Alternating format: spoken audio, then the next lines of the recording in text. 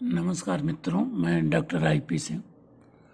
दिल्ली के बच्चों का बीए का पेपर कोई हो रहा है। उसमें उन्होंने सिलेबस की कुछ रचनाओं की चर्चा की थी कि अगर इस पे नोट्स मिल जाए तो अच्छा होगा।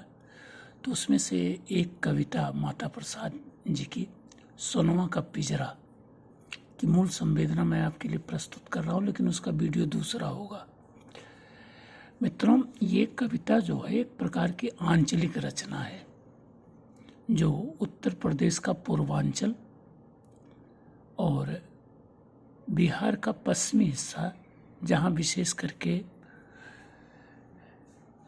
मुगल सराय के आसपास से जुड़ा हुआ जो इलाका है, वहाँ एक जाति विशेष रहती, मुसहर।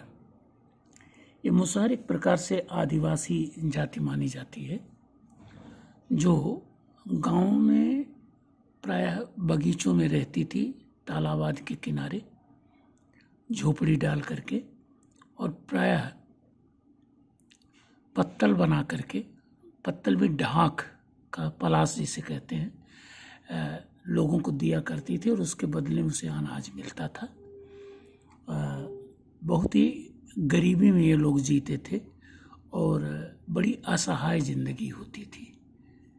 तो ये उन्हीं की अभिव्यक्ति के रूप में ये कविता लिखी गई है, जिसमें आंचलिक शब्दों का व्यापक प्रयोग हुआ है। लगभग भोजपुरी के शब्द मान के चलें, कुछ अवधी के शब्द भी इसमें हैं। और एक बात और ध्यान रखें कि ये गेय शैली की रचना है। तो आंचलिकता के साथ जो गेय शैली है, इस रचना को विशेष प्रभावी बना देती है। और इसमें जो शब्द हैं वे लोकल शब्द हैं। इसी से दिल्ली के जो बच्चे हैं उन्हें थोड़ी सी परेशानी हो रही होगी, क्योंकि ये लोकल शब्द शायद उनकी समझ में नहीं आता होगा। तो ये थोड़ा सा प्रकाश डालते हैं। नाम मुसहरवा, जाति है मुसहर और मुसहर के नाम से उन्हें बुलाया जाता है। कौनो हरवा ना, हमारे पास हल नहीं है। हल जो पहले पुराने समय में जमीन जोतने का उपकरण होता है। तो कह रहा है कि अब हमारी जिंदगी कैसे बीतेगी। हम लोग जेठ के दोपहरी में जब भीषण गर्मी पड़ती है तो लकड़ी की चिराई करते हैं, चीरते हैं जंगल में, और लगातार पसीना बहता है। बेहंगी माने वह कांवर जिसके दोनों तरफ सामान लटका करके ले जाया जाता, बोझा लटका के। ये प्रायः बांस का बना होता था। तो बेहंगी में बांध ले चलली लकड़ियाँ, तो ये लकड़ी जो चीरा उसे बांध करके बेहंगी में ले चले, और जहाँ बेचने गए वहाँ लोग इनको दुत्कारते हुए आधे दाम उसका देते हैं जो ये मांगते हैं। दूसरा पैरा है कि रहने के लिए कोई जगह नहीं है और जोतने के लिए कोई ज़मीन नहीं है। जिस जगह में हम रहते भी हैं तो उसके मालिकाना हक जताने वाले कहते हैं हम तुम्हें निकाल देंगे, जबकि घर के नाम पर हमारे पास क्या है, एक मड़ई है। मड़ई माने छप्पर, और उसमें भी ससुर, सास, पुत्र वधू, परिवार सब एक साथ ही रहते हैं। माने कोई इसमें पर्दा नहीं कर सकते हैं, समझे आप ना। तीसरा है मेघा। मेघा माने मेढक, मगर जो मगरमच्छ कहा जाता है, गोह एक प्रकार का जानवर जमीन पे रहता है। सांप, मूस माने चूहा, तो इसे खाया करते हैं। साथ में गिलहरी का भी शिकार करते हैं। जब खाना पीना कहीं होता था तो पत्तल उठाने का काम यही करते थे, और उन पत्तलों पर जो रोटी आदि बच जाती थी, पूड़ी आदि, उसे ये रख लेते थे और उसे सुखा करके खाया करते थे। तो कहते हैं कि कुत्ते के साथ हम जूठे पत्तल पर दौड़ते हैं और पापी पेट हमसे ऐसा नीच कर्म कराता है। आगे आया है कि हमारे शरीर पर पहनने के लिए फटा वस्त्र है और उस पर भी जाड़े के दिनों में ओढ़ने के लिए कोई रजाई आदि नहीं है। तो कहते हैं कि हम किकुरी लगाए।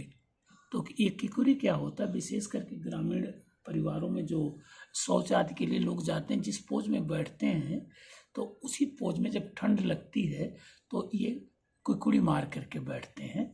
और कहते हैं कौड़ा माने वो आला हो जिसमें थोड़ी देर लकड़ी जलाने के बाद ढक दिया जाता है, और उसमें जो राख की गर्मी होती है उसके सहारे रात बिताई जाती है। तो कौड़ा के सहारे रात बिताते हैं। कहते हैं कि हम लोग ढाक के जो पेड़ होते थे जंगल में, उसके सहारे पत्तल बनाया करते थे। अब वो पत्ते मिलते ही नहीं हैं, तो कैसे हम पत्तल बनाएं।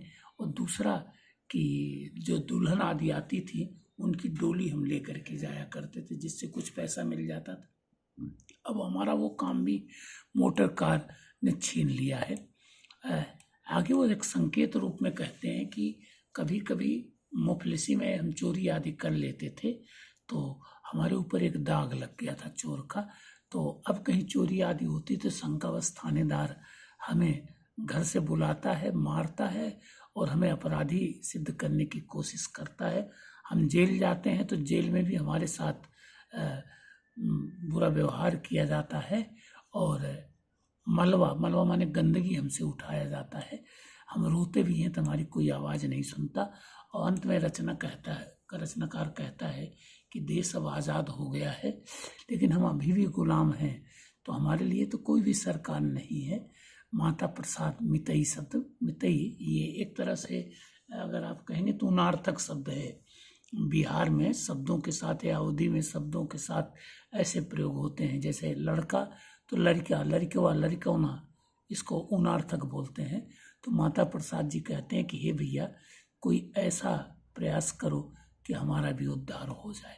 तो एक तरह से एक दर्द जिसे रचनाकार ने अपनी कविता में मुसहर जात की अभिव्यक्ति के रूप में प्रस्तुत किया, उसका मैंने भाव बताया। और अगले वीडियो में उस पर एक लेख या टिप्पणी प्रस्तुत करूंगा। अच्छा लगे तो मेरे इस वीडियो को लाइक करें, सब्सक्राइब करें। धन्यवाद।